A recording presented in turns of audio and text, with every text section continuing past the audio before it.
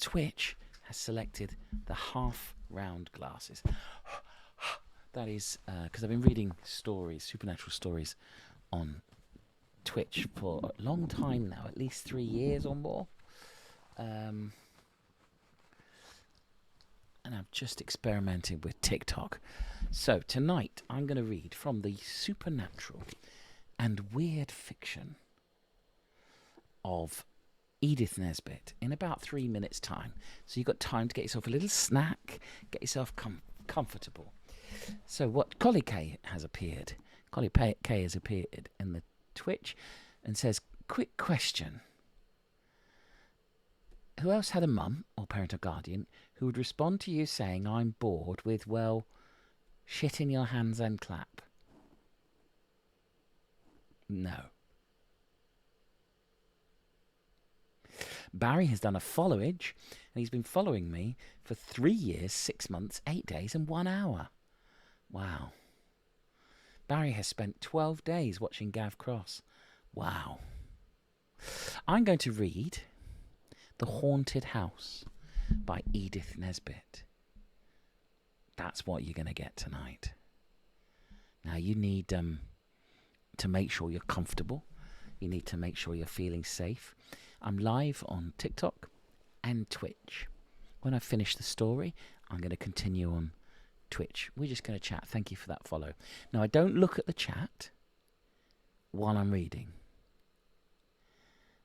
Not been following very well. He hasn't caught you yet. Hasn't caught what? Caught following me. Oh, Barry's been following me for 12. Yeah. He's not. Well, no, Barry's caught me a couple of times. They're very nice people over on Twitch. And I'm sure you're very nice people too. So, are you comfortable? Have you got snacks? Have you lit a candle? Have you got a blanket over your knees?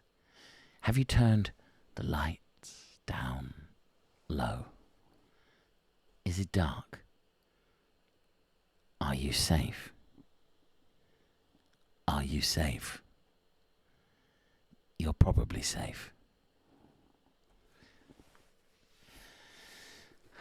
So, from this edition, Volume 1 of the Supernatural and Weird Fiction of Edith Nesbit, I'm going to read to you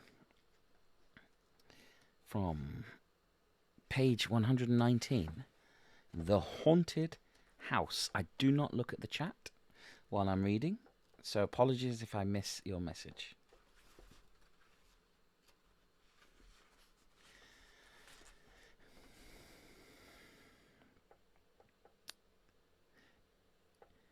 It was by the merest accident that Desmond ever went to the haunted house.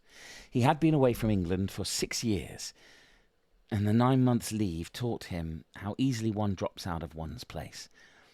He had taken rooms at the Greyhound before he found that there was no reason why he should stay in Elmstead, rather than in any other of London's dismal outposts. He wrote to all his friends, whose addresses he could remember, and settled himself to await their answers. He wanted someone to talk to, and there was no one. Meantime, he lounged on the horsehair sofa with the advertisements, and his pleasant grey eyes followed line after line with intolerable boredom. Then suddenly, "Halloa," he said, and sat up. This is what he read. A haunted house. Advertiser is anxious to have phenomena investigated. Any properly accredited investigator will be given full facilities. Address by letter only. Wilden Prior, 237, Museum Street, London. That's rum, he said. Wilden Prior had been the best wicket-keeper in his club. It wasn't a common name. Anyway, it was worth trying. So he sent off a telegram.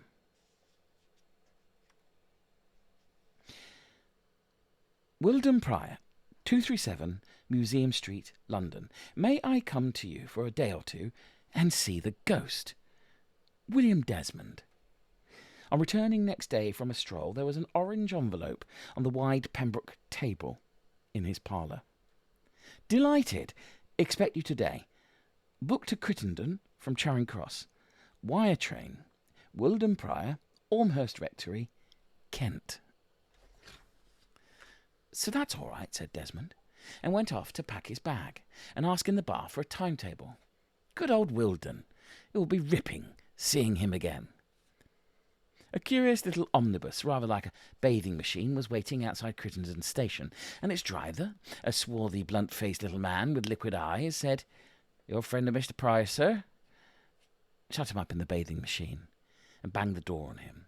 It was a very long drive, and less pleasant than it would have been in an open carriage. Cheerful place, upon my soul, Desmond told himself, as he tumbled out of the back of the bathing machine. The driver set his bag on the discoloured doorstep and drove off. Desmond pulled a rusty chain, and a big-throated bell jangled above his head. Nobody came to the door, and he rang again. Still, nobody came.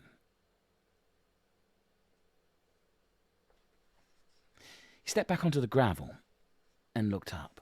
A young man with rough hair and pale eyes was looking out. Not Wilden, nothing like Wilden. He did not speak, but he seemed to be making signs, and the signs seemed to mean, "Go away. Go away. Go away." I came to see Mr. Pryor," said Desmond instantly, and softly the window closed. "Is it a lunatic asylum I've come to by chance?" Desmond asked himself, and pulled again at the rusty chain. Steps sounded inside the house, the sound of boots on stone. Bolts were shot back. The door opened, and Desmond, rather hot and a little annoyed, found himself looking into a pair of very dark, friendly eyes, and a very pleasant voice said, "Mr. Desmond, I presume. Do come in, and let me apologize." The speaker shook him warmly by the hand, and he found himself following down a flagged passage a man of more than mature age, well-dressed, handsome, with an air of competence and alertness, which we associate with what is called a man of the world. He opened the door and led the way into a shabby, bookish, leathery room. "Do sit down, Mr. Desmond." This must be the uncle, I suppose, Desmond thought, as he fitted himself into a shabby, perfect curves of the armchair. "How's Wilden?" he asked aloud. "All right, I hope?" The other man looked at him. "I beg your pardon," he said doubtfully. "I was asking how Wilden is." "I'm quite well, thank you," the other man said with some formality. "I beg your pardon." It was now Desmond's turn to say it. "I did not realize your name might be Wilden too. I meant Wilden Pryor." "I am Wilden Pryor," said the other. "And you are, I presume, are the expert from the Psychical Society?" "Good Lord, no," said Desmond. "I'm Wilden Pryor's friend. And, of course, there must be two Wilden Pryors." "You sent the telegram. You must be Mr. Desmond. The Psychical Society were to send an expert, and I thought—" "I see," said Desmond, "and I thought you were Wilden Pryor, an old friend of mine, a young man." And he half rose. "Now, don't. No doubt it is my nephew, who is your friend. Did he know you were coming? But of course he didn't. I'm wandering. I'm exceedingly glad to see you. You will stay, will you not? If you can endure to be the guest of an old man, and I will write to Will tonight and ask him to join us." "That's most awfully good of you," Desmond assured him. "I shall be glad to stay. I was awfully pleased when I saw Wilden's name in the paper, because—" And it came out, the tale of Elmstead, its loneliness and disappointment. Mr. Pryor listened with the kindest interest. "And you have not found your friends? How sad. But they will write to you. Of course, you left your address." "I didn't, by Jove," said Desmond. "But I can write. Can I catch the post?" "Easily," the older man assured him. "Write your letters now. My man shall take them to the post, and then we will have dinner, and I will tell you about the ghost." Desmond wrote his letters quickly, Mr. Pryor just then reappearing. "Now, I'll take you to your room," he said, gathering the letters in long white hands. "You'll like a rest. Dinner at 8. The The bedchamber, like the parlour, had a pleasant air of worn luxury and accustomed comfort. "I hope you will be comfortable," the host said, with courteous solicitude, and Desmond was quite sure that he would. 3 covers were laid. The man who had driven Desmond from the station stood behind the host's chair, and a figure came towards Desmond and his host from the shadows beyond the yellow circles of the silver-sticked candles. "My assistant, Mr. Verney," said the host, and Desmond surrendered his hand to the limp, damp touch of the man who had seemed to say to him from the window above the porch, "Go away." Was Mr. Pryor perhaps a doctor who received paying guests, persons who were, in Desmond's phrase, a bit balmy? But he said he had an assistant. "I thought," said Desmond hastily, "you would be a clergyman. The rectory, you know. I thought Wilden, my friend, was staying with an uncle who was a clergyman." "Oh, no," said Mr. Pryor. "I rent the rectory. The rector thinks it is damp. The church is disused too. It is not considered safe, and they can't afford to restore it. Claret to Mr. Desmond, Lopez." And the man, the blunt-faced man, filled his glass. "I find this place very convenient for my experiments. I dazzle a little in chemistry, Mr. Desmond, and Verney here assists me." Verney murmured something that sounded like "only too proud," and subsided. "We all have our hobbies, and chemistry is mine," Mr. Pryor went on. "Fortunately, I have a little income which enables me to indulge it. Wilden, my nephew, you know, laughs at me and calls it the science of smells. But it's absorbing. Very absorbing." After dinner, Verney faded away, and Desmond and his host stretched their feet to what Mr. Pryor called a handful of fire, for the evening had grown chill. "And now," Desmond said, "won't you tell me the ghost story?" The other glanced around the room. "There isn't really a ghost story at all. It's only that, well, it's never happened to me personally, but it happened to Verney, poor lad, and he's never been quite his own self since." Desmond flattered himself on his inside. "Is mine the haunted room?" he asked. "It doesn't come to any particular room," said the other slowly, "nor to any particular person. Anyone may happen to see it. No one sees it. It isn't the kind of ghost that's seen or heard." "I'm afraid I'm rather stupid, but I don't understand," said Desmond roundly. "How can it be a ghost if you neither hear it nor see it?" "I did not say it was a ghost," Mr. Pryor corrected. "I only say that there is something about this house which is not ordinary. Several of my assistants have had to leave. The thing got on their nerves." "What became of the assistants?" asked Desmond. "Oh, they left. You know, they left." Pryor answered vaguely. "One couldn't expect them to sacrifice their health. I sometimes think village gossip is a deadly thing. Mr. Desmond, that perhaps they were prepared to be frightened, that they fancy things. I hope the Psychical Societies won't be a neurotic, but even without a neurotic one might... Oh, but you don't believe in ghosts, Mr. Desmond. Your Anglo-Saxon common sense forbids it." "I'm afraid I'm not exactly Anglo-Saxon," said Desmond. "On my father's side, I'm pure Celt, though I know I won't do credit to the race." "And on your mother's side?" Mr. Pryor asked, with extraordinary eagerness, an eagerness to sudden and disproportioned to the question that Desmond stared. A faint touch of resentment has suddenly stirred in him, the first spark of antagonism to his host. "Oh," he said lightly, "I think I must have Chinese blood. I get on so well with the natives of Shanghai, and they tell me I owe my nose to a Red Indian great-grandmother." "Ah.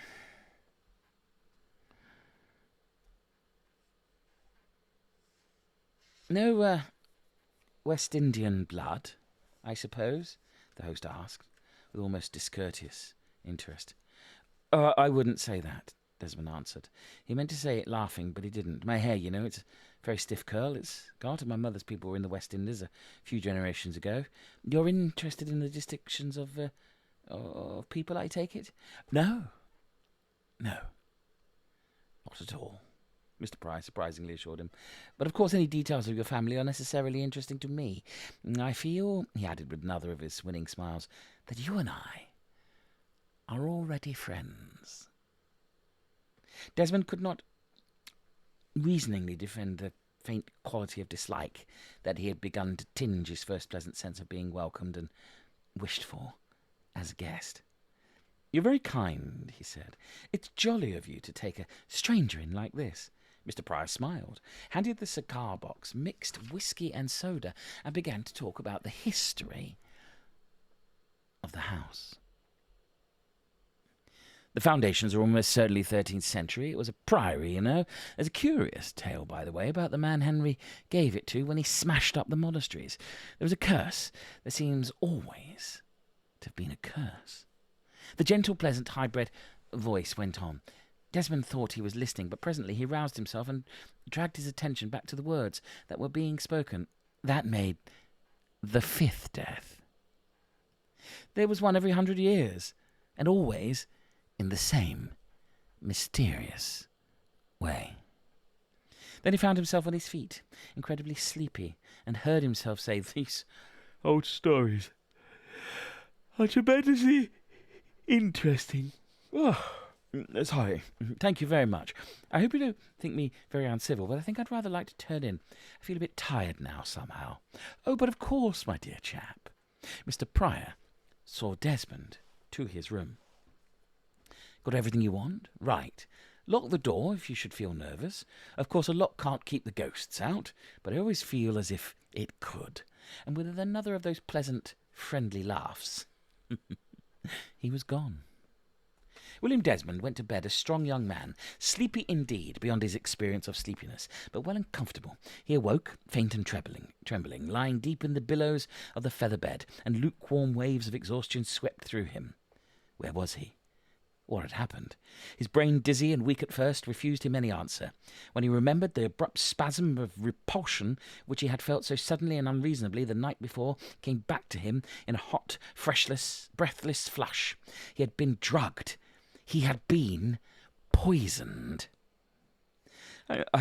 I must get out of this, he told himself, and blundered out of bed towards the silken bell pull that he had noticed the night before, hanging near the door. As he pulled it, the bed and the wardrobe in the room rose up round him and fell on him, and he fainted. When he next knew anything, someone was putting brandy to his lips. He saw Pryor, the kindest concern in his face, the assistant, pale and watery-eyed, the manservant, stolid, silent, and expressionless. He heard Verney say to Pryor, "You see? It was too much. I told you." "Hush," said Pryor. "He's coming too." 4 days later, Desmond, lying on a wicker chair on the lawn, was a little disinclined for exertion, but no longer ill. Nourishing foods and drinks, beef tea, stimulants, and constant care. These had brought him back to something like his normal state. He wondered at the vague suspicion, vaguely remembered, of that first night. They had all been proved absurd by the unwavering care and kindness of everyone at the haunted house. But what caused it? He asked his host for the 50th time. What made me make such a fool of myself? And this time Mr. Pryor did not put him off, as he had always done before, by begging him to wait till he was stronger. "I'm afraid you know," he said, "that the ghost really did come to you. I'm inclined to revise my opinion of the ghost." "But why didn't it come again?" "I've been with you every night, you know," his host reminded him, and indeed the sufferer had never been left alone since the ringing of his bell on that terrible first morning. "And now," Mr. Pryor went on, "if you will not think me inhospitable, I think you will be better away from here. You ought to go to the seaside."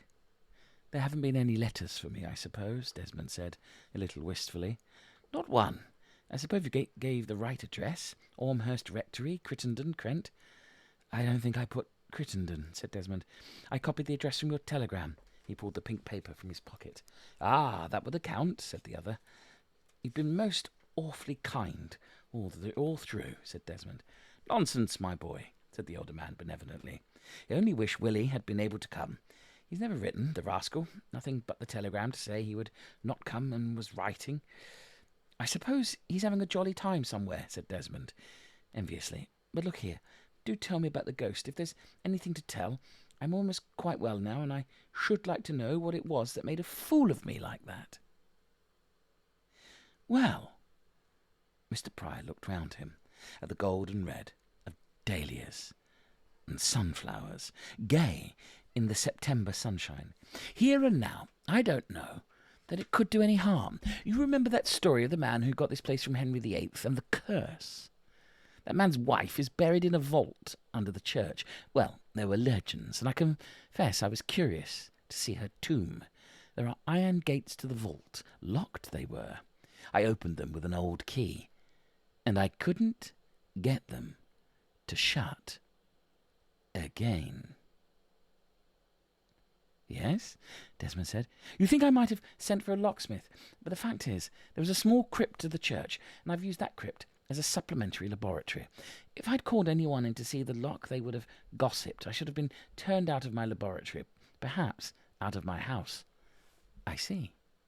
Now, the curious thing is, Mr. Pryor went on, lowering his voice, that it is only since that grating was opened that this house has been what they call haunted. It is since then that all the things have happened. What things?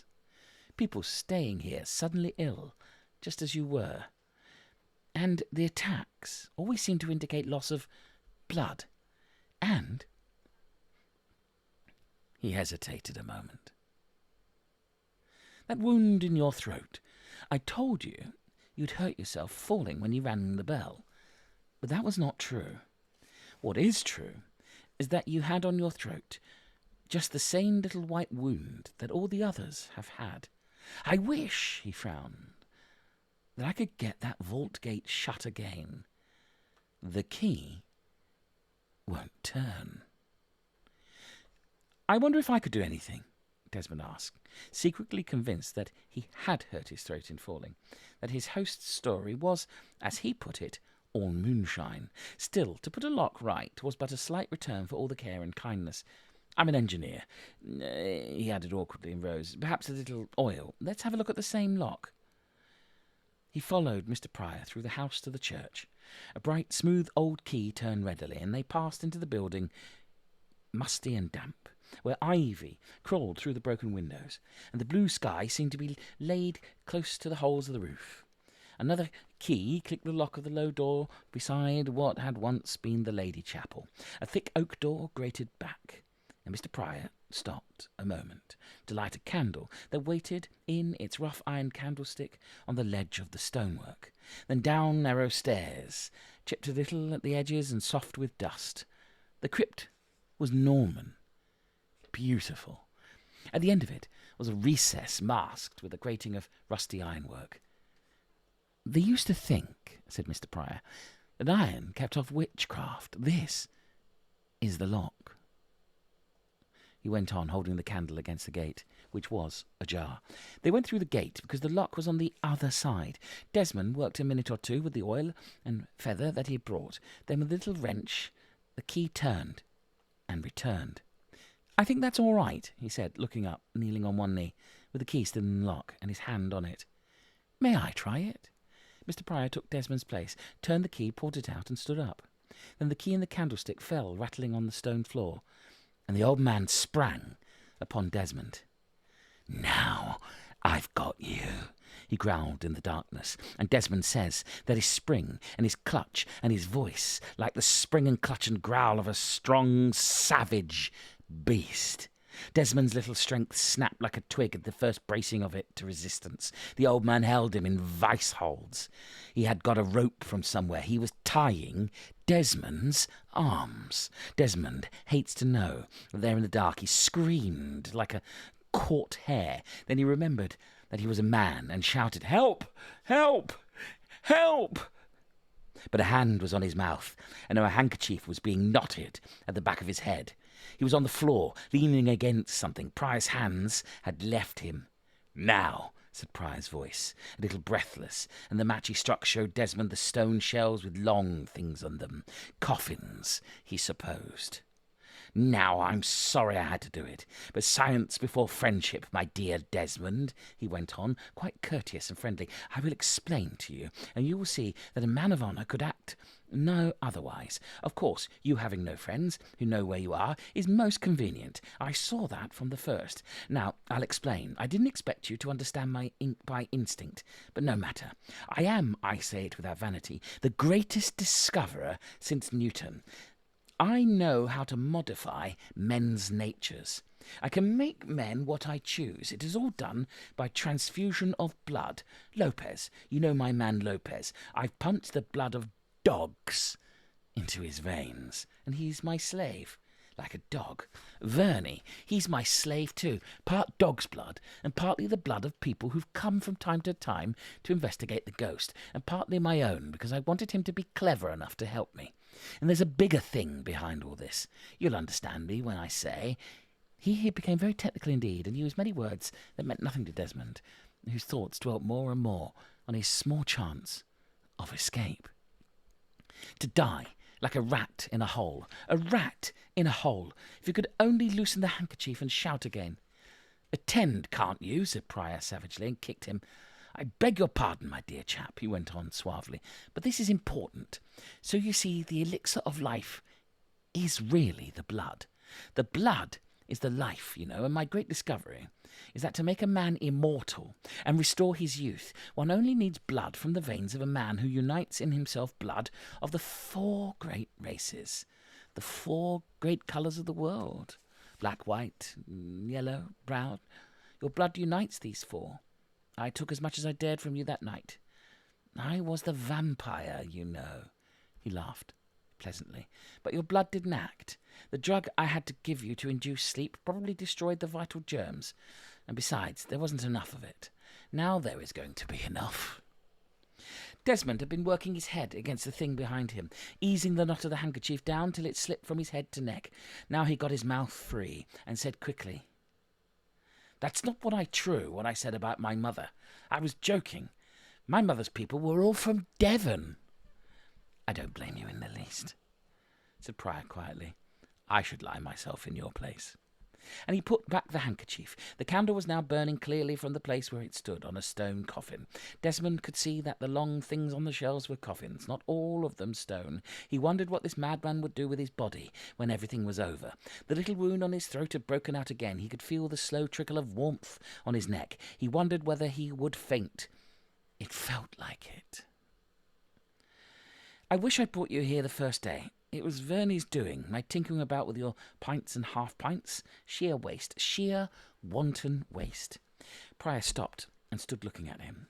Desmond, despairingly conscious of growing physical weakness, caught himself in a real wonder as to whether this might not be a dream, a horrible, insane dream. And he could not wholly dismiss the wonder, because incredible things seemed to be adding themselves to the real horrors of the situation, just as they do in dreams. There seemed to be something stirring in the place, something that wasn't Prior, no, nor Prior's shadow either. That it was sprawled, big, across the arched roof. This was white, very small and thin, but it stirred. It grew. Now it was no longer just a line of white, but a long, narrow white wedge, and it showed between the coffin on the shelf opposite him and that coffin's lid. And still Prior stood very still, looking down on his prey. All emotion but the dull wonder now was dead in Desmond's weakened senses.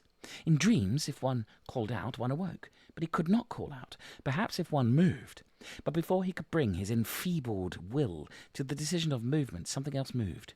The black lid of the coffin opposite rose slowly, then suddenly fell, clattering and echoing, and from the coffin rose a form, horribly white and shrouded, and fell on Prior, and rolled with him on the floor of the vault, in a silent, whirling struggle. The last thing Desmond heard before he fainted in good earnest was the scream Prior uttered as he turned at the crash and saw the white-shrouded body leaping towards him. "It's all right," he heard next. And Verney was bending over him with brandy. "You're quite safe. He's tied up and locked in the laboratory. No, that's all right too." For Desmond's eyes had turned towards the lidless coffin. "That was only me. It was the only way I could think of to save you. Can you walk now? Let me help you so. I've opened the grating. Come." Desmond blinked in the sunlight.